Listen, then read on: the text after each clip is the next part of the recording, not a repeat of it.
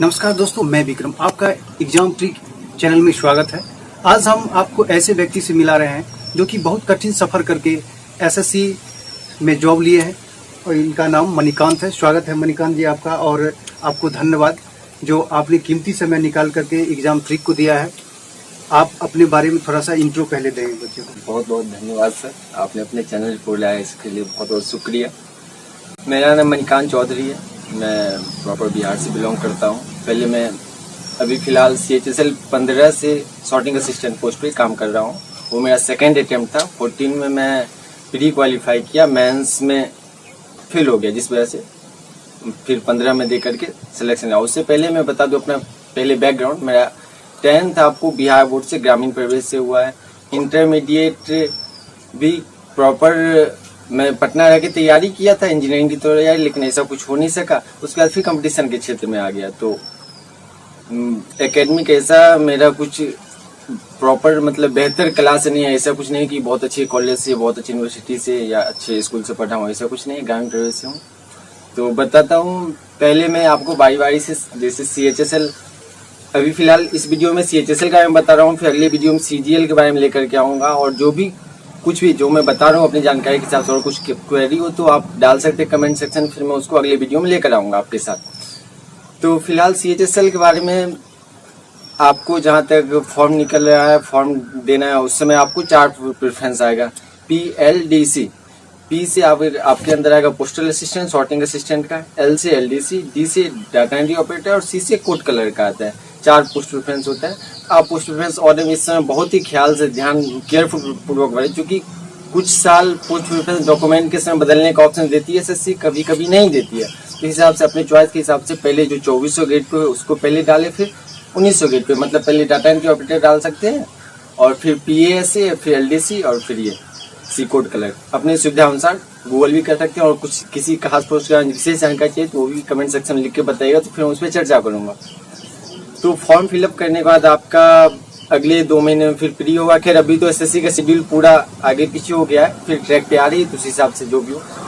तो फिर प्री होगा। प्री आपको पता है 25 100 क्वेश्चन होंगे, 200 मार्क्स के होंगे, और कट ऑफ तो वेरी कर रहा है, तो उसके लिए आपको घबराने की जरूरत नहीं है। कट ऑफ प्रिपरेशन ये सबको लेकर मैं बाद में आऊँगा, अभी पूरा एग्जाम प्रोसेस के बारे में बताना चाह रहा हूँ।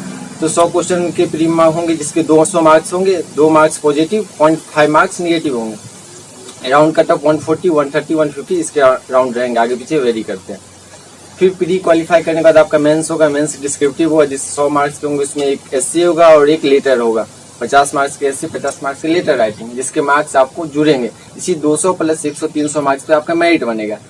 इस मेंस के बाद आपको टाइपिंग के लिए बुलाया जाएगा, जिसमें डाटा एंट्री ऑपरेटर के लिए 27 वर्ड पर मिनट और LDC के लिए 35 वर्ड पर मिनट चाहिए। लेकिन 27 वर्ड पर मिनट आज से आई थिंक 15 तक था, 16 तक, अब 17, 16 और 15 तक समथिंग। 16 से अब डाटा एंट्री ऑपरेटर के लिए 50 वर्ड पर मिनट कर दिया गया है टाइपिंग स्पीड।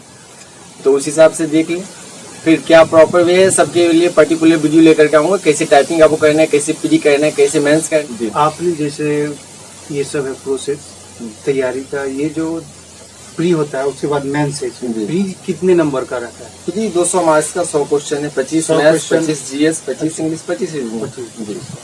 200 मतलब 100 क्वेश्चन 200 नंबर का। और आपका उसके बाद मेंस होता है। मेंस होगा। तो मेंस में क्या क्या मेंस 100 मार्क्स का रहेगा। उसमें 2 क्वेश्चन रहेगा, एक ऐसे लेटर रहेगा, ऐसे लिखना होगा, एक लेटर राइटिंग है, आइदर लेटर हो, एप्लीकेशन हो, फॉर्मल इनफॉर्मल जो भी हो, कुछ 50 मार्क्स, 50 मार्क्स से रहेंगे।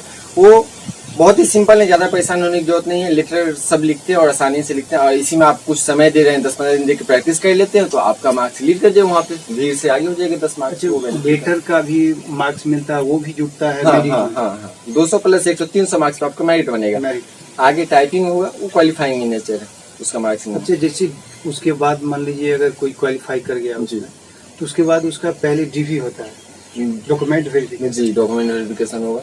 अच्छा, तो डॉक्यूमेंट वेरिफिकेशन ये SSC के साथ ऐसा है कि किसी साल पहले आपसे टाइपिंग बुला करवा लेगी, फिर डॉक्यूमेंट कराएगी। किसी साल टाइपिंग डॉक्यूमेंट एक साथ करती है, ये जोन वाइज डिपेंड करता है। जैसे किसी साल CGL में किया, इलाहाबाद जोन में टाइपिंग और डॉक्यूमेंट सीपीटी एक साथ लिया है। वहीं दिल्ली जोन में आपको पहले डॉक्यूमेंट करा ले रहा है, बाद में टेस्ट का समय दे रहा है, बाद में टाइपिंग का समय दे रहा है। इस तरीके से जोन पे डिपेंड करता है।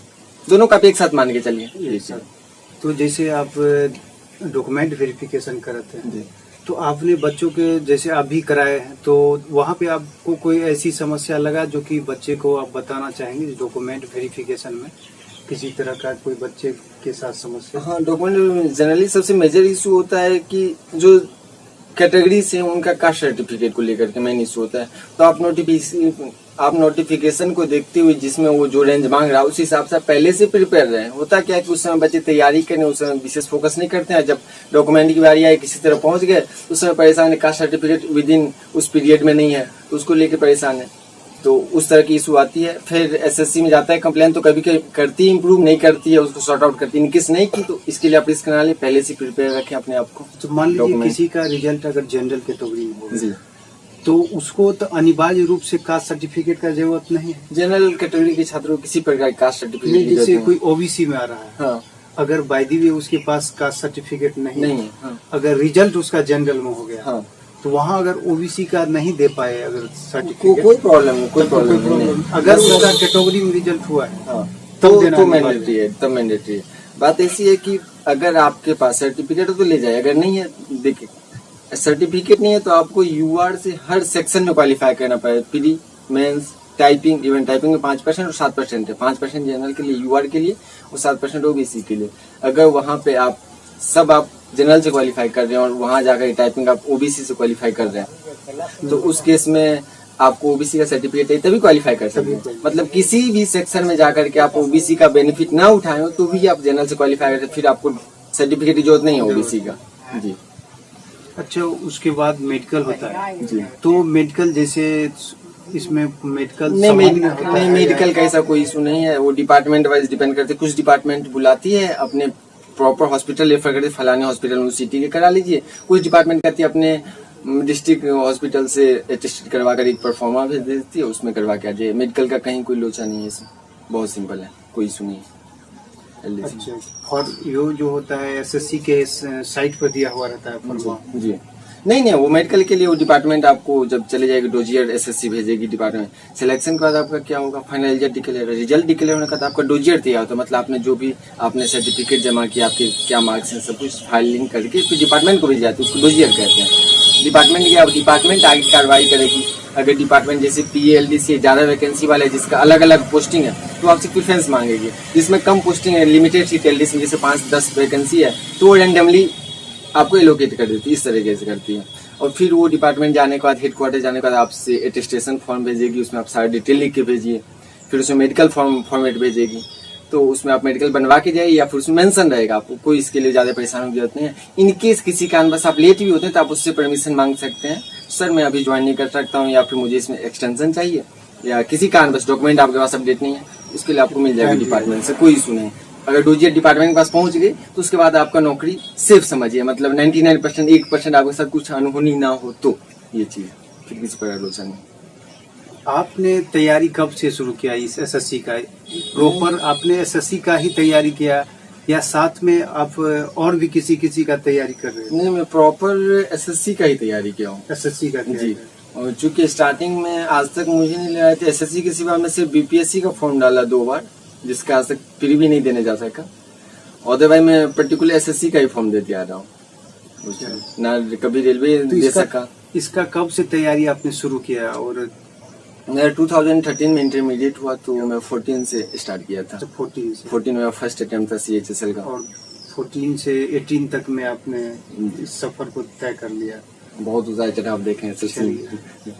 तो अभी आप एलडीसी के पोस्ट पर कार्यरत हैं? Sorting assistant. 24 हो गए थे जी। अच्छा, 24 हो गए। कितना दिन हो गया लगभग? मैंने पिछले ईयर 2015 वैसे ज्वाइन, पिछले ईयर मार्च में ज्वाइन किया हूँ, 2018 में। 2018 जी। आप जो तैयारी की जी, ठीक है, तो आप अपने तैयारी में कहाँ से शुरू किए? मतलब घर से ही लक्ष्य बना लिए थे या जब बाहर निकले तो देखे जी इस चीज का भी तैयारी किया जा रहा है, तब जाके आपका ध्यान आकृष्ट हुआ है? या बचपन से ही मन? नहीं, ऐसा कुछ बचपन में किसी आइडिया होता है, मुझे नहीं लगा कि एसएससी है कोई जानते भी। हाँ, सिर्फ यूपीएससी है लोग नाम सुनते हैं, आईआईटी नाम सुनते हैं, मुझे नहीं, मेरे ख्याल से एसएससी कोई जानते हैं। गाँव भर में इसका कोई ऐसा नहीं माहौल था। जब आप बाहर निकले पढ़ने के लिए, इंटर किया, तब जाके पता चला। वहाँ इंजीनियरिंग की एंट्रेंस की तैयारी कर रहे थे, वो दे करके आए, वो नहीं हो सका, तो यूं ही लॉज में रहे थे पीजी में। तो एक सीनियर थे, उन्होंने पेपर दे करके आया था एसएससी का, उस समय से वो 13 में दे करके आए थे, तो उसमें कट ऑफ वगैरह कम था, उनका पेपर देखा, मैं फ्रस्ट्रेट था, क्या करे अब, नहीं करे, कुछ समझ नहीं आ रहा है।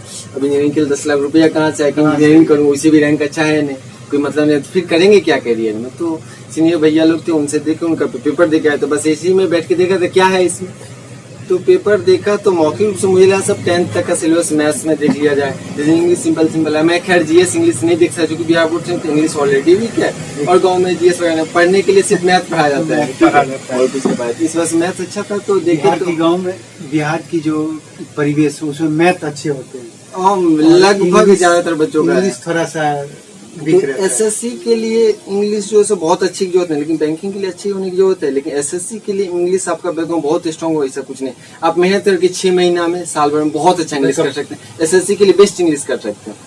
मैं बता रहा हूँ, मेरे इंग्लिश का स्कोर निगेटिव से शुरू हुआ था, मैं मैथ्स से भी स्टार्ट किया था प्रिपरेशन। 14 जब पहली बार मॉक दिया था, मैं स्कोर फर्स्ट अटेम्प्ट में 89 और 90 स्कोर था, उसमें से 45 के आसपास रीजनिंग और 45 के आसपास मैथ्स में, वो दोनों सेक्शन में जीएस और रीजनिंग ट्राई भी नहीं किया था। उसका 1-2 मौके के बाद जब इंग्लिश ट्राई किया था, पहली मरतबा -2 या -3 मार्क्स आ गए थे, तो मैं इंग्लिश वहां से शुरू किया हूँ। और सीजीएल 17 में 47.5 मार्क्स रहे, जो मैथ्स से भी ज्यादा है। मेरे मैथ्स में 45 मार्क्स थे, इंग्लिश में 47.5, जो कि मेरी आज तक मैथ्स में उतना कभी नहीं आ पाया, उतना इंग्लिश में। तो मेहनत से आप कर सकते हैं वो चीज, एसएससी में इंग्लिश मैटर नहीं करेगा आपको। एक मीडियम स्तर के बच्चे होते हैं, मान ली जो जीनियस हैं, वो तो खुद तैयारी कर लेते हैं, उनको वीडियो की जरूरत नहीं है, वो खुद से पढ़ लेंगे, किसी कंटेंट से पढ़ेंगे, सिलेक्शन है। एक मीडियम स्तर के जो बच्चे होते हैं, उनको क्या प्रॉब्लम होती है, जो कभी 1 नंबर से, कभी 2 नंबर से छूट जाता है, तो वो क्या होता है, हिम्मत हारने लगते हैं, अब हमसे नहीं होने वाला है।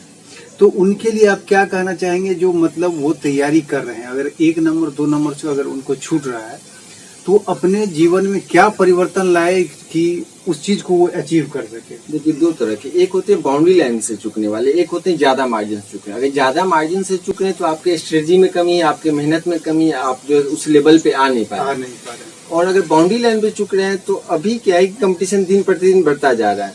तो अगर बाउंड्री लाइन पे अब क्या है कि सिलेक्शन, एक आपको तो 100% मेहनत करना, उसका एक किस्मत फैक्टर होता है। क्योंकि पेपर में गए, एक शिफ्ट में तो पेपर होने है 40 शिफ्ट 50 शिफ्ट, नॉर्मलाइजेशन कितना भी अच्छा कर ले तो वो 100% इक्वल नहीं कर सकते, थोड़ा थोड़ा गया पूरा ही जाता है, वो कंप्लीट नहीं किया जा सकता है। ठीक है, वो चीज है। तो आपका एक लक फैक्टर भी डिपेंड करता है कि आपका लक अगर साथ दिया तो 2-4 क्वेश्चन सही होना, ऑब्जेक्टिव है, डिस्क्रिप्टिव है, 2-4 क्वेश्चन तुक्का भी सही होना, आप बाउंड्री लाइन के अंदर, बाउंड्री लाइन के पास, बस इतना 1-2 क्वेश्चन का फर्क है।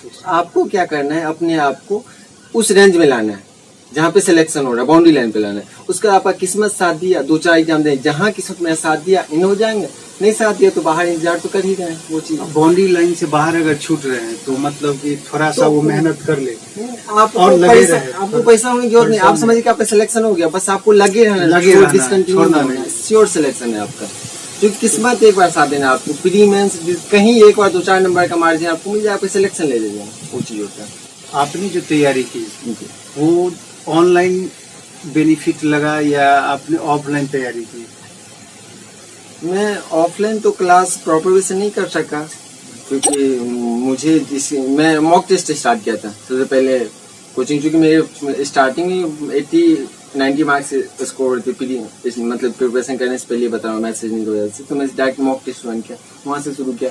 तो मुझे नहीं लगी जो, चूंकि मैथ्स मेनली लोग कोचिंग मैथ्स के लिए स्टार्ट करते हैं, इंग्लिश उसको पढ़ना है, रट्टा मारना है, और आपको रीडिंग करना, और इंग्लिश में कुछ नहीं करना। कोई टीचर आपका इंग्लिश कुछ नहीं कर सकते, सिर्फ एक मैथ सेक्शन बचता है, जो कि मुझे नहीं जरूरत पड़ी, जो कोचिंग करना चाहिए, इस वजह से नहीं कर सकते। लेकिन फिर प्रिपरेशन किया अगले 6 महीने 1 साल बाद, तो बीच में समय मिला कुछ करने के लिए है नहीं, तो ऐसी कोचिंग ज्वाइन किया, 1-2 महीने किया, वो भी कोचिंग बंद हो गया, भाग गया।